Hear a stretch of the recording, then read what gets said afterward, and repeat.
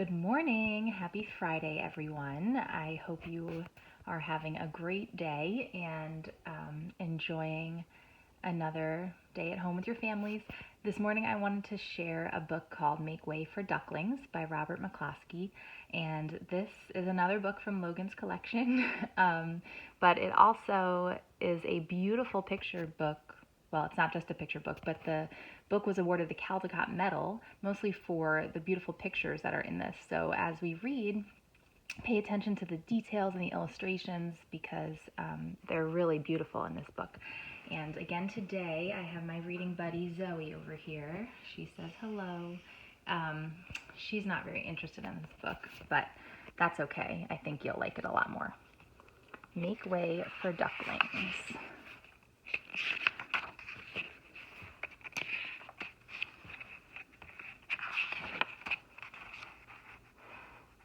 As we read, see if you can identify the story elements in this book. S-T-O-R-Y. Remember what those stand for? Mr. and Mrs. Mallard were looking for a place to live. But every time Mr. Mallard saw what would look like a nice place, Mrs. Mallard said it was no good. There were sure to be foxes in the woods or turtles in the water, and she was not going to raise a family where there might be foxes or turtles. So they flew on. When they got to Boston, anybody have a connection about perhaps going to Boston ever, or maybe you have family that lives in Boston? It's a city in Massachusetts. When they got to Boston, they felt too tired to fly any further. There was a nice pond in the public garden with a little island on it. The very place to spend the night, quacked Mr. Mallard. So down they flapped.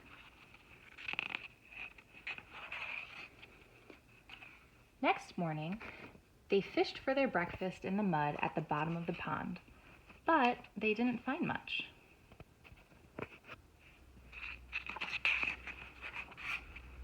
Just as they were getting ready to start on their way, a strange, enormous bird came by. It was pushing a boat full of people, and there was a man sitting on its back. "Good morning," quacked Mr. Mallard, being polite. The big bird was too proud to answer. But the people on the boat threw peanuts into the water, so the Mallards followed them all round the pond and got another breakfast, better than the first. That big bird. Was it really a big bird?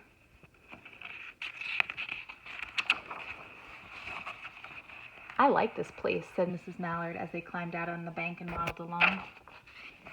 "Why don't we build a nest and raise our ducklings right in this pond? There are no foxes and no turtles, and the people feed us peanuts. What could be better?" "Good," said Mr. Mallard, delighted that at last Mrs. Mallard had found a place that suited her. But, dun dun dun. "Look out!" squawked Mrs. Mallard, all of a dither. "You'll get run over." And when she got her breath, she added, "This is no place for babies, with all those horrid things rushing about. We'll have to look somewhere else."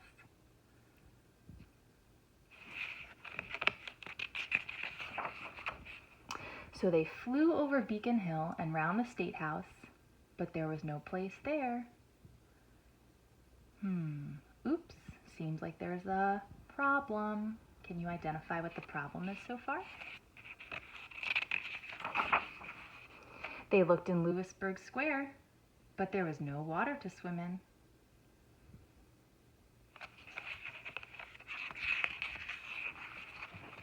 Then they flew over the Charles River. "This is better," quacked Mr. Mallard. "That island looks like a nice, quiet place, and it's only a little way from the public garden." "Yes," said Mrs. Mallard, remembering the peanuts. "That looks like just the right place to hatch ducklings." So they chose a cozy spot among the bushes near the water and settled down to build their nest. And only just in time, for now they were beginning to molt. All their old wing feathers started to drop out, and they would not be able to fly again until the new ones grew in. Molt. That's a word that I wasn't too sure of, but reading the rest of it made me think that it must mean the duck's old feathers fall out, and then new ones grow in. But of course they could swim, and one day they swam over to the park on the river bank, and there they met a policeman named Michael. Michael fed them peanuts, and after that, the mallards called on Michael every day. After Mrs. Mallard had laid 8 eggs in the nest, she couldn't go to visit Michael anymore because she had to sit on the eggs to keep them warm. She moved off the nest only to get a drink of water or to have her lunch or to count the eggs and make sure they were all there. One day, the ducklings hatched out.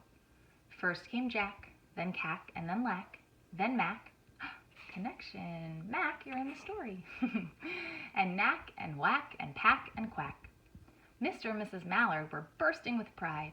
It was a great responsibility taking care of so many ducklings, and it kept them very busy. One day, Mr. Mallard decided he'd like to take a trip to see what the rest of the river was like further on. So off he set. "I'll meet you in a week in the public garden," he quacked over his shoulder. "Take good care of the ducklings." "Don't you worry," said Mrs. Mallard. "I know all about bringing up children." And she did. Can you count the 8 ducklings? Do you see them?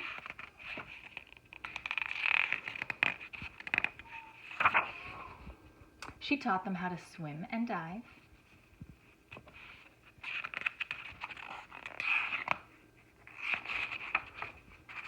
She taught them how to walk in line, to come when they were called, and to keep a safe distance from bikes and scooters and other things with wheels. When at last she felt perfectly satisfied with them, she said one morning, "Come along, children, follow me." Before you could wink an eyelash, Jack, Cack, Lack, Mac, Knack, Whack, Pack, and Quack fell into line just as they had been taught. Mrs. Mallard led the way into the water, and they swam behind her to the opposite bank. There they waded ashore and waddled along till they came to the highway. Mrs. Mallard stepped out to cross the road. Honk, honk, went the horns on the speeding cars. Quack, went Mrs. Mallard as she tumbled back again. Quack, quack, quack, quack, went Jack, Gack, Lack, Mac, Knack, Whack, Pack, and Quack, just as loud as their little quackers could quack. The cars kept speeding by and honking, and Mrs. Mallard and the ducklings kept right on quack, quack, quacking. They made such a noise that Michael came running, waving his arms and blowing his whistle.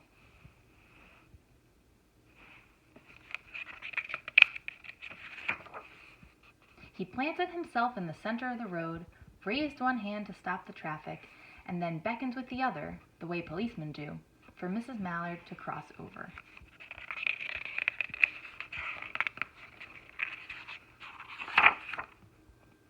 As soon as Mrs. Mallard and the ducklings were safe on the other side and on their way down Mount Vernon Street, Michael rushed back to his police booth.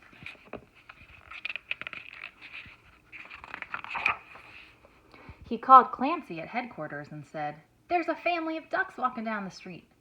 Clancy said, "Family of what?" "Ducks," yelled Michael. "Send a police car, quick." Meanwhile, Mrs. Mallard had reached the corner bookstore and turned onto Charles Street with Jack, Cack, Lack, Mac, Knack, Whack, Pack, and Quack all marching in line behind her.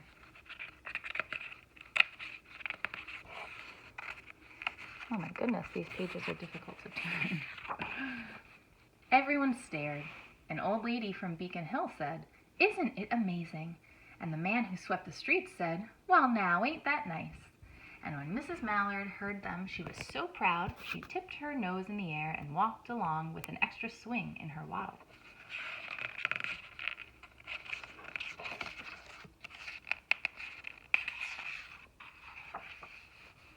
When they came to the corner of Beacon Street, there was the police car with 4 policemen that Clancy had sent from headquarters.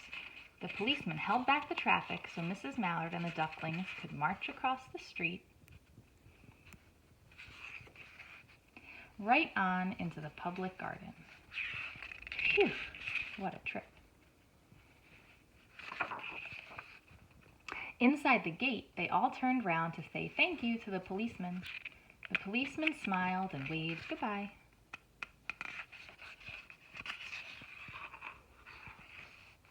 When they reached the pond and swam across to the little island, there was Mr. Mallard waiting for them, just as he had promised. This kind of reminds me of the boat lake at Patterson Park.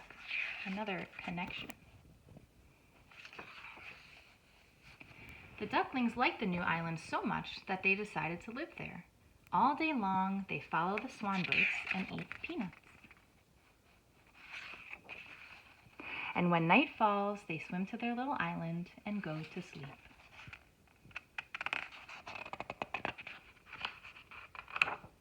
The end.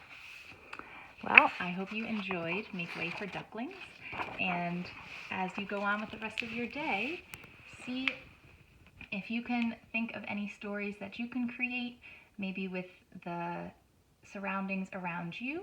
You could make any stories up and record them about anything we've seen in the park or anything else that you see around you. See what kind of things you can make way for. Have a great rest of your day. Bye.